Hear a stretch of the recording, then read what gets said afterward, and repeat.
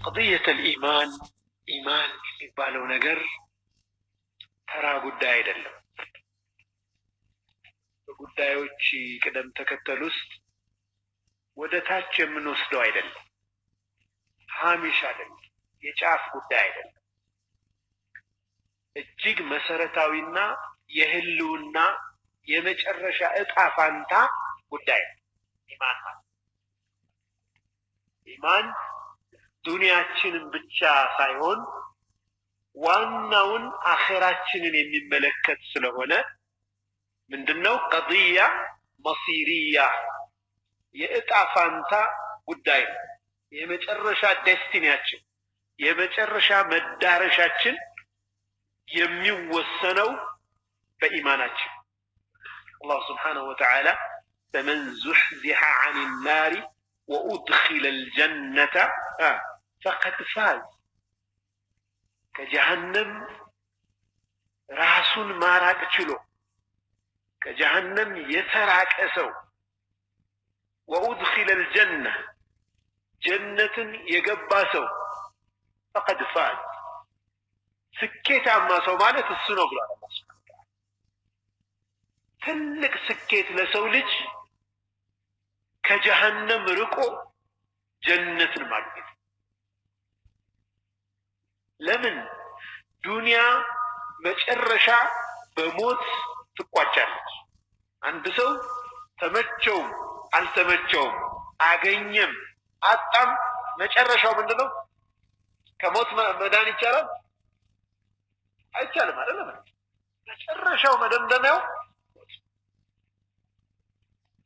ሞት ከሞት መዳን ቢቻል ኑሮ أشرف الخلق عليه الصلاة والسلام يدننا كل نفس ذائقة الموت وإنما توفون أجوركم يوم القيامة فمن زحزح عن النار وأدخل الجنة فقد فاز ينقروا كل مقواجع مدمدم يوم موت مهون نقرنا الله ማንኛውም ነፍስ ሞትን ቀማሽ ነች አለና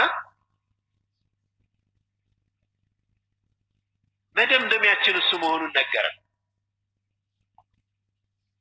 ነብዩ ሰለላሁ ዐለይሂ ወሰለም በአንድ ሐዲስ ላይ ምን ይላሉ ዱንያ ላይ እጅግ በጣም ድሎት ላይ የነበረን ሰው አላህ ጀሃነም ውስጥ ለሰከንድ አስገብቶ ሲያወጣው ምን አሉ ዱንያ ላይ የነበረውን ደስታ በሙሉ ይረሳዋል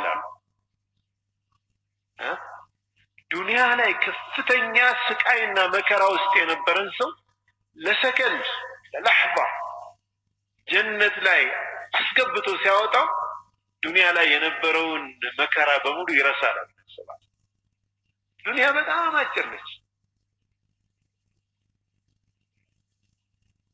በጣም አጭር ነች ደስታዋ ማዘሯ ማጭር በሞት ይጠናቀቃል ያኛው ዓለምስ አበዲይ ነው ዘላለማዊ ነው ደስታውም ዘላለማዊ ነው ስቃዩም ዘላለማዊ ነው ስለዚህ እውነተኛ ስኬት ማለት ለዘላለማዊው ዓለም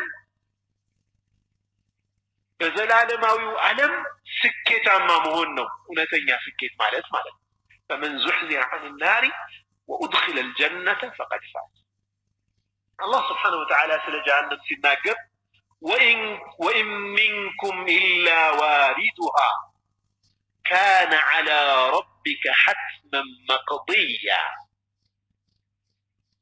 ثم ننجي الذين اتقوا ربهم إلى الله كنان توست من يلم إلى الله ማንም አይቀርም ምን በሲራት የማያልፍ ወደ ጀሃነም ድልድይ የማይሄድ የለም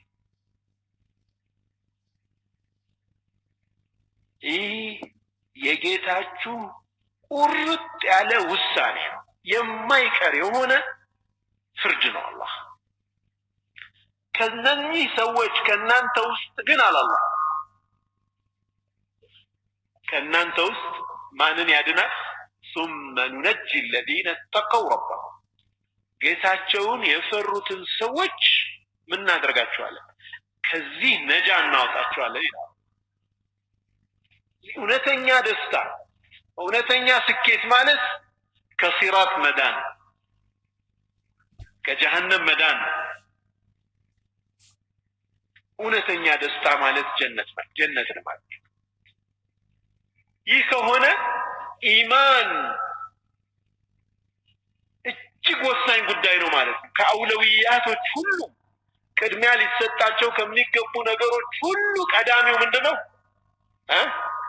ኢማን። ያለ ኢማን ከጀሃነም መዳን አይቻልም። ያለ ኢማን ጀነትን ማግኘት አይቻልም። ስለዚህ ቀضية مصيرية إنها لسعادة الأبد أو شقاوة أبدية ጉዳዩ የምን ስለሆነ ነው? የዘላለማዊ ደስታ ወይም የዘላለማዊ ስቃይ ጉዳይ ስለሆነ የኢማን ጉዳይ እጅግ በጣም ወሳኝ ጉዳይ ነው።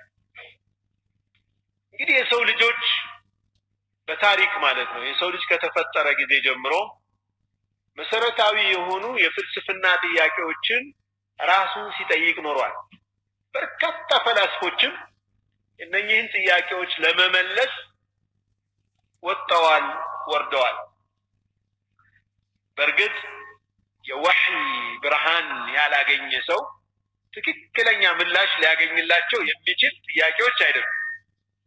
ከዓቅል በጣም የላቁ ስለሆኑ ዓቅል ወህይን ለመረዳት ይጠቅማል እንጂ ከወህይ ውጭ የሆኑ ከዓቅል በላይ የሆኑ ወህይ ሊመልሳቸው የሚችሉ ጉዳዮችን ይከብደዋል። ዓቅል የቲህ አሕያናን ይዋልልና ይጠፋል። ያልሆነ ድምዳሜ ውስጥ ይደርሳል። በጣም የሚያስቅ ድምዳሜም ላይ ይደርሳል። አርስቶትል ይባላል የሰው ልጅ አፈጣጠርን ሲያስብ አሰበና ሴት ልጅ ማለት አለ woman is unfinished man።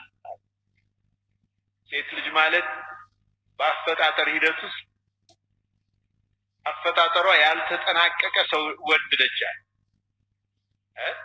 አማስቂኝ ነገር ነው አይደል? በቃ እሱ ዝም ብሎ ሲያስበው እንግዲህ የደረሰበት። በእርግጥ እነኚህ ፈላስፋዎችም ሐቅ ላይ ለመድረስም የደረሱም ነበሩ። ለምሳሌ ሰበብያ የሚባለው ኮዝ ኤንድ ኢፌክት የሚባለውን ሐሳብ በምክንያትና በውጤት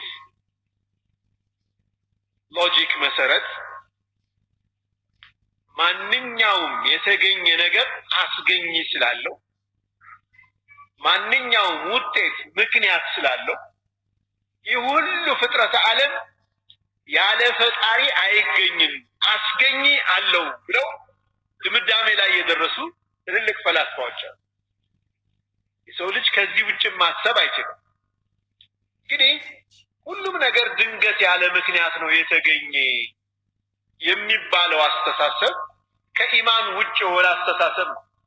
አስገኙን አላህን ማመንን ይጠይቃል። ያ ካልሆነ ምን አሉ? ተአመል سطور الكائنات فإنها من الملك المولى إليك رسائل وفي كل خط لو تأملت وفي كل سطر لو تأملت خطها ألا كل شيء ما خلا الله باطل. تأمل سطور الكائنات يزين فترة عالمون የኪታብ ሰጠር አለ አይደል? ሰጠር ይባላል አይደል? መስመሩ የተጻፈበት ልክ እንደ ሰጠር ቁጠረውና አስተውለው አሉ።